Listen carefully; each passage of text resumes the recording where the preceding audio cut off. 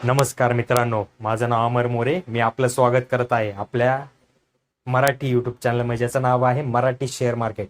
जर आपण आपल्या चॅनलला सबस्क्राईब नसेल केलं, सबस्क्राईब करा, लाईक करा आणि बेल आयकॉन बटन दाबून ऑल करायला विसरू नका, जेणेकरून जे मी नवनवीन व्हिडिओज टाकेल ते आपल्यापर्यंत वेळोवेळी पोहोचतील. तर चला मित्रांनो, वेळ न घालवता आजच्या व्हिडिओला स्टार्ट करूया. मित्रांनो, आजच्या व्हिडिओचा टॉपिक काय आपण बघितलाच असेल, तरी मी परत एकदा सांगू इच्छितो की आजच्या आपल्या व्हिडिओचा टॉपिक खूप इंटरेस्टिंग आहे. कारण की दरवेळेस कुठल्या ना कुठल्या शेअर बद्दल आपल्याला इन्फॉर्मेशन प्रोव्हाइड करत असतो, पण यावेळेस मी आपल्याला कोणत्याही शेअर बद्दल इन्फॉर्मेशन प्रोव्हाइड करायला नाही आलेलो मित्रांनो. मी आपल्याला सतर्क करायला आलेलो आहे. कारण की आपलं उद्दिष्ट तेच आहे, इन्व्हेस्टरला त्यांच्या चुकीच्या निर्णयापासून किंवा त्यांना होणाऱ्या लॉस पासून वाचवणे आणि चांगल्या ठिकाणी त्यांना गुंतवणूक करण्यासाठी प्रेरित करणे. तर मित्रांनो, त्याच प्रकारे मी आज देखील आपल्या समोर आलेलो आहे. त्याचं कारण तेच आहे मित्रांनो, की काय झालेलं आहे मित्रांनो, सीबीआय बुक्स माझ्या स्क्रीनवरती तुम्ही बघत असाल लेफ्ट हँड साईडला, की सीबीआय बुक्स, डीएफएचएल, कपिल आणि धीरज वधावन यांनी काय 34,000 करोड रुपयाचा बँकमध्ये फ्रॉड केलेला आहे. ती केस रजिस्टर झालेली आहे मित्रांनो. तर मित्रांनो, खूप इम्पॉर्टंट टॉपिक आहे. व्हिडिओ शेवटपर्यंत पहा, म्हणजे आपल्याला पुरेपूर माहिती मिळेल. त्यामध्ये 17 बँक आहेत मित्रांनो. त्या 17 बँकेचे डिटेल देखील मी आपल्याला या व्हिडिओमध्ये प्रोव्हाइड करणार आहे मित्रांनो, जेणेकरून आपले पैसे आपल्याला सेफ राहतील. आणि जर आपली एखाद्या त्या बँकमध्ये गुंतवणूक असेल, त्यामध्ये आपल्याला काय करावं याच्याबद्दल आयडिया भेटेल मित्रांनो. तर चला मित्रांनो, आपला एज्युकेशन पर्पजचा चॅनलचा आजचा व्हिडिओचा स्टार्ट करूया आपण. तर बघा, आता पुढच्या स्लाइडमध्ये आपल्याला दिसेल DHFL scam. CBI books, Kapil आणि Dheeraj Wadhawan of DHFL in ₹34,615 crore, म्हणजे 34,615 करोड बँक फ्रॉड केस, म्हणजे बँकमध्ये फ्रॉड केलेली केस. त्यांच्यावर ऑफिशियल बोलत आहेत की the case has been register against the two DHFL promoters. हे डीएचएफएल चे प्रोमोटर्स आहेत मित्रांनो, दोन, for cheating a consortium of 17 banks. म्हणजे हे 17 बँकेबरोबर यांनी चीट केलेलं आहे आणि 34,615 करोडचा यांनी फ्रॉड केलेला आहे मित्रांनो. चला बघूया पुढच्या स्लाइडमध्ये. इन इट्स कंप्लेंट युनियन बँकनी हे कंप्लेंट केलेलं आहे मित्रांनो. यांनी रेज केलेला आहे की असाचा फ्रॉड झालेला आहे म्हणून. तर बघा, त्यांनी कंप्लेंटमध्ये काय मेन्शन केलेलं आहे बघा, that a consortium of lenders was formally in July 2010 with 29 members bank, with several lenders existing and joining the group. The number of banks as on July 31st 2020 stood, म्हणजे आतापर्यंत. तर त्यांनी त्यामध्ये जे बँक आहेत त्यांची त्यांनी लिस्ट सांगितलेली आहे. 29 मेंबर्स बँकचे होते त्यामध्ये. Okay, the number of banks as on July 31st 2020 पासून ते आतापर्यंत किती आहे? 17 आहेत मित्रांनो. 17 बँकांचा ह्यामध्ये समावेश आहे. Are including. आता बँका कोणत्या आहेत व्यवस्थित बघा, स्क्रीनवरती बघा, मी सांगतोय ते कानाने ऐका आणि स्क्रीनवरती बघा, म्हणजे आपल्या लक्षात येईल. तर कुठल्या बँका आहेत त्या? State Bank of India, one of the biggest bank in India. State Bank of India, union Bank of India, he already price याची खूप खाली गेलेली होती. आता हा फ्रॉड झालेला आहे. समजू शकता काय होऊ शकते ते या शेअर्सच्या प्राइस मध्ये. अजून त्यानंतर कॅनरा बँकचं देखील प्राइस खाली गेली होती. आता तुम्ही त्याचा पण विचार करू शकता काय होऊ शकतं त्या बँकच्या प्राइस मध्ये. त्यानंतर कुठली? Bank of India is one of the famous bank, बरोबर, मोठी बँक आहे ही सुद्धा, त्याचा पण यामध्ये समावेश आहे. त्यानंतर काय?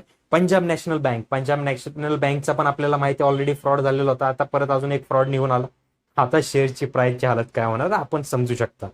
पुढची कोणती बँक आहे? इंडियन बँक, मोठी बँक आहे. पण बँक ऑफ बरोदा ही पण मोठी बँक आहे. आयडीबीआय बँक ही पण एक चांगली बँक आहे. Punjab and Sindh bank, bank of महाराष्ट्रातली सगळ्यात मोठी बँक म्हणता येईल मित्रांनो, बरोबर. सेंट्रल बँक ऑफ इंडिया, त्यानंतर Indian overseas bank, UCO bank, federal bank एवढी चांगली परफॉर्मन्स करत होती. त्यामध्ये आता जर अशी न्यूज आलेली आहे तर ते शेअर होल्डर्स आहे त्यांना शॉक लागला असेल मित्रांनो. त्यानंतर एचडीएफसी बँक इंडियाची 1 नंबरची बँक आहे मित्रांनो, प्रायव्हेट सेक्टर मधली. आणि त्या बँकेमध्ये देखील फ्रॉड झालेला आहे हे आपल्याला कळून येत आहे. याच्यामध्ये पण आता आपल्याला पुढे जाऊन खूप काही बघायला भेटणार आहे हालचाल. त्यानंतर साऊथ इंडियन बँक आणि कर्नाटका बँक. तर मित्रांनो ह्या बँकच्या लिस्ट होत्या, या त्यामध्ये बँक आहेत ज्यांच्यामध्ये फ्रॉड झालेला आहे. कितीचा? 34,615 करोड. या टोटल 17 बँकमध्ये मिळून 34,615 करोडचा 2 व्यक्तींनी फ्रॉड केलेला आहे. प्रमोटर्स आहेत ते DHFL कंपनीचे. तर आता पुढचं बघूया आपण. As per the details furnish by Union bank. Union बँकनी डिटेल दिलेली आहे. त्याच्यामध्ये काय त्यांनी सांगितलं, जुलै 31, 2020 पर्यंत त्यांनी डिटेल दिलेली आहे. त्यामध्ये त्यांनी काय बोलले, State Bank of India has the highest exposure to DHFL at 9,898 crore rupees. म्हणजे स्टेट बँकेने जवळपास एवढी रक्कम त्यांना दिली होती. कशाच्या स्वरूपात काय ते माहीत नाही, पण एवढे कर्ज त्यांना दिले होते. थोडक्यात एवढ्याचा फ्रॉड त्या प्रमोटर्सनी स्टेट बँक ऑफ इंडियामध्ये केलेला आहे, 9,898 करोडचा. त्यानंतर Bank of India, Canara Bank, Union Bank of India and Punjab National Bank reported exposures to the tune of, आता यांचं रिस्पेक्टिव्हली 4,044 करोड, 4,022 करोड, 3,813 करोड आणि 3,802 करोड रिस्पेक्टिव्हली. खूप मोठमोठे अमाऊंट आहेत. या तर बँकेचं क्लिअरली सांगितलेलं आहे की अमाऊंट किती किती आहे. बाकीच्या बँकेच्या अमाऊंट अजून डिक्लेअर व्हायचे आहेत. जेव्हा होतील मी आपल्यापर्यंत व्हिडिओ नक्की पोहोचवेल. आता DHFL first started defaulting on its payments obligation to lenders from May 2019 onward. म्हणजे 2019 आधीपासून हा फ्रॉड चालत आलेला आहे मित्रांनो. लक्षात ठेवा, कुठलाही फ्रॉड असेल तो डायरेक्टली बाहेर येत नाही मित्रांनो. त्याला थोडा कालावधी लागतो, त्याच्यावरती इन्व्हेस्टिगेशन होतं, फ्रॉड बरोबर आहे का नाही पूर्ण त्याच्याबद्दल माहिती घेतली जाते आणि त्यानंतरच मग ते पब्लिश केलं जातं मित्रांनो. म्हणजे पब्लिकमध्ये त्या गोष्टी समजतात. म्हणजे हा फ्रॉड 2019 पासून चालू आहे, तो आज उघड झालेला आहे 3 वर्षानंतर. ठीक आहे. तर पुढची स्लाइड बघू. The Central Bureau of Investigation, जी सेंट्रल ब्युरो इन्व्हेस्टिगेशन राहते, CBI आपण ज्यांना म्हणतो, has filed a new case against DHFL promoters Kapil Vadavan and Dheeraj Wadhawan. Okay, दोन्ही पण वदावन आहेत, कपिल आणि धीरज. हे प्रमोटर्स आहेत DHFL चे. आपल्याला ही कंपनी माहीत असेल, या कंपनीचं देखील नाव आहे, नावाने लोक ओळखतात. The case has been registered against the two Dewan housing financial corporation. हे कंपनीचं पूर्ण नाव आहे DHFLचं, Dewan housing financial corporation limited और DHFL promoters of cheating a consortium of 17 banks. 17 बँक्सनी चीट केलेला आहे, फ्रॉड केलेला आहे त्याच्यामध्ये आणि पैसा लुटलेला आहे. दुसरं काय म्हणता येणार, led by Union Bank of India to the tune. आणि त्या 17 बँकेची लीडर म्हणता येईल, टॉपची बँक जी राहील ती युनियन बँक होती. ती सगळ्यात वरच्या लेवलला होती ह्या डीलमध्ये. ठीक आहे, म्हणजे या बँकेच्या थ्रू या गोष्टी झालेल्या आहेत. To the tune of ₹34,615 crore the official added. एवढी मोठी अमाऊंट आहे फ्रॉडची. आता पुढची माहिती सांगतो.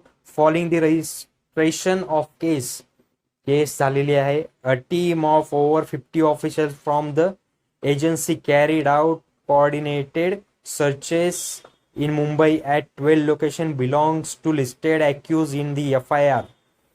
12 ठिकाणी मुंबईमध्ये त्यांच्यावरती इन्व्हेस्टिगेशन चालू आहे, त्यांचा तपास चालू आहे. सगळे डॉक्युमेंट्स वगैरे पर्टिक्युलरली चेक होत आहे 12 ठिकाणी मित्रांनो. Include Sudhakar Shetty of Amaryllis realtors and 8 other builders. तर हे सुधाकर शेट्टी आहेत, त्यांच्यावर आणि 8 अजून बिल्डरवरती कारवाई होत आहे मित्रांनो, किंवा काय त्यांची जी प्रोसिजर असेल ती चालू आहे. आणि recently CBI has pegged the ABG shipyards fraud case. CBIनी एक फ्रॉड केस दर्ज केलेल्या ऑलरेडी 22,842 करोड ABG शिपयार्ड्स वरती. Okay. The agency book the Dewan housing society DHFL आपण म्हणू सिम्पली भाषेमध्ये DHFL, the Kapil Wadhawan, then CMD Dheeraj Wadhawan. Okay, हे दोघ जण आहेत. The director and 6 realtor companies for allegedly being part of criminal conspiracy to cheating the consumption lead bye. म्हणजे यांनी एवढी मोठी अमाऊंटचा फ्रॉड केलेला आहे, म्हणजे क्रिमिनलच झालेला आहे, थोडक्यामध्ये क्रिमिनल आहे, त्यांनी एवढा मोठा फ्रॉड केलेला आहे म्हणून 34,715 करोड. द ऑफिशियल सेड्स, ऑफिशियल्सनी आपलं मन याच्यामध्ये व्यक्त केलेलं आहे. The agency has acted on a complaint for the bank on February 11, 2022. February 11, 2022ला कंप्लेंट यांच्यावरती रजिस्टर झाली होती म्हणता येईल. The bank has alleged that the company had, म्हणजे ही युनियन बँकचं सांगणं आहे की credit facility to tune 42,871 crores between 2010 and 2018 from the consortium under various arrangement. म्हणजे यांनी जवळपास 42,871 करोडचं ऍक्च्युली लोन घेतलं होतं 2010 ते 2018च्या दरम्यान. लोन घेतलं होतं का अजून कुठल्या पद्धतीने केलं होतं ते अजून काय मला कळलेलं नाही, पण फ्रॉड तर झालेला आहे. तर 42,871चं त्यांनी पैसे घेतले होते बँकांकडून असं म्हणता येईल. त्यानंतर काय झालेलं आहे, defaulting on commitments of repayments from May 2019 onwards. Commitment त्यांनी केलं होतं मे 2019 पासून की पैसे ते देऊन टाकतील किंवा ते पैसे आपापल्या बँकांना भेटून जातील त्यांच्याकडून, असं त्यांचं म्हणणं होतं. The accounts were declared non performing asset at different points of timely by lenders banks they set. म्हणजे काही कालावधीनंतर ते लेंडर्सनी नॉन परफॉर्मिंग असेटमध्ये पकडली ते अमाऊंट, म्हणजे थोडक्यात फ्रॉड झाला, बुडीत असं थोडक्यात पकडल्यासारखं झालं ते मित्रांनो. तर मित्रांनो आता इन्व्हेस्टिगेशन एजन्सी काय म्हणत आहे, filed the case base on the complaint by lending leader bank. जी लीडर होती या 17 बँकांची युनियन बँक, त्यांच्या सांगण्यावरून कंप्लेंट फाईल केलेली आहे CBIनी, बरोबर, फेब्रुवारी 11. हे होते डिटेल्स मी आज आपल्याला सांगितलेले आहेत. तर मित्रांनो यामध्ये 17 बँक आहेत मित्रांनो, 17 बँकची मी टोटल आपल्याला डिटेल दिलेली आहे मित्रांनो. तर ही डिटेल व्यवस्थित पडताळणी करा. आणि मित्रांनो जर आपण याच्या कुठल्याही या बँकमध्ये शेअर जर इन्व्हेस्ट केला असेल मित्रांनो, खतरेची घंटी आहे, जोखीम ओळखा आणि त्यानुसार आपलं नेक्स्ट स्टेप टाका. ठीक आहे, व्यवस्थित सर्व माहिती काढा.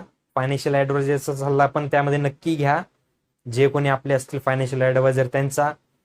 आणि नॉलेज पुरवणं हे माझं काम आहे, ते मी केलेलं आहे आज देखील मित्रांनो. आज आपल्याला मी कुठल्याही शेअर बद्दल, शेअर मार्केटवरती गेलं खाली गेलं 52 वीक लोचा शेअर आहे तो घ्या नका घेऊ काय करा, किंवा त्याच्याबद्दल मी फंडामेंटल अनालिसिस वगैरे मी काहीच केलेलं नाही मित्रांनो. आज फक्त आपल्याला एक सतर्क करण्यासाठी हा व्हिडिओ बनवलेला आहे.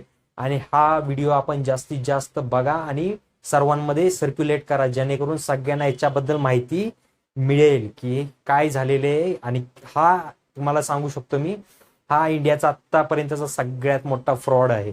ह्याच्या आधीचा फ्रॉड हा 22,000 करोडचा होता, तो आपण म्हणत होतो खूप मोठा फ्रॉड आहे, पण हा त्याच्यापेक्षाही जास्त मोठा फ्रॉड आहे. विजय माल्यांचं जर आपण बघितलं, त्यांचं 9,000 करोडचा फक्त फ्रॉड होता मित्रांनो. मी असं नाही म्हणत की कुठला फ्रॉड छोटा आहे मोठा आहे असं काय नाही, पण मित्रांनो हा अजून खूप मोठा फ्रॉड झालेला आहे मित्रांनो. त्यामुळे मित्रांनो कुठल्याही बँकेमध्ये कधी इन्व्हेस्टमेंट करताना व्यवस्थित पद्धतशीर इन्व्हेस्टमेंट करा. आणि जसं मी सांगतो डायव्हर्सिफाईड पोर्टफोलिओ ठेवा, जेणेकरून जर कुठल्याही बँकेमध्ये अशी गोष्ट झाली किंवा कुठल्याही स्टॉकमध्ये असे कुठल्याही कंपनीमध्ये जर अशा प्रकारचं काही फ्रॉड केस झाली तर आपण त्यामध्ये आपला पैसा बुडू नये, कारण की आपला डायव्हर्सिफाईड पोर्टफोलिओ राहील वेगवेगळ्या सेक्टरमध्ये वेगवेगळ्या कंपन्यांमध्ये, जेणेकरून आपल्याला रिस्क कमी राहील. तर मी माझं काम होतं सांगणं, मी आपल्याला एक A to Z बँकांची नावं सांगितलेली आहेत. आता पुढं काय करायचं आपण याचा योग्य डिसिजन घ्याल हे मला माहित आहे मित्रांनो. तर चला मित्रांनो भेटूया आपल्या पुढच्या एपिसोडमध्ये. तोपर्यंत मित्रांनो जय हिंद, जय महाराष्ट्र.